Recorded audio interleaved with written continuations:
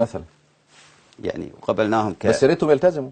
نعم. ده انا سمعت لما كنت في البحرين بغطي الاحداث الشيخ جمال، نعم. ان كانوا بيدوا اعلى الدرجات في التربيه والتعليم للشيعه عشان ياخدوا بعثات بره ويطلعوا ياخدوا الطب والهندسه. صحيح.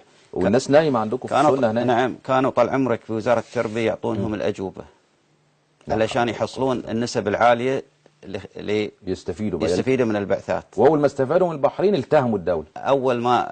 شلون المثل، اول ما ذي نطح يقولون، اول ما شطح نطح. اول ما شطح مثل عندنا برضه. نعم، لكن هم او قالوا قبل ما يشطح ينطح. اول ما يشطح، قبل ما يشطح ينطح. نعم. احسنت.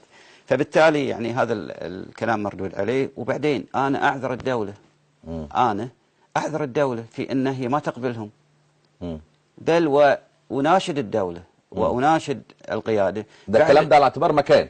نعم. انما قبل كده كانوا موجودين. يعني حد معلوماتي كان نمره واحد من مستشاري الملك كان شيعيا. احسنت. اكثر من واحد. مثلا اكثر من واحد كانوا مستشارين.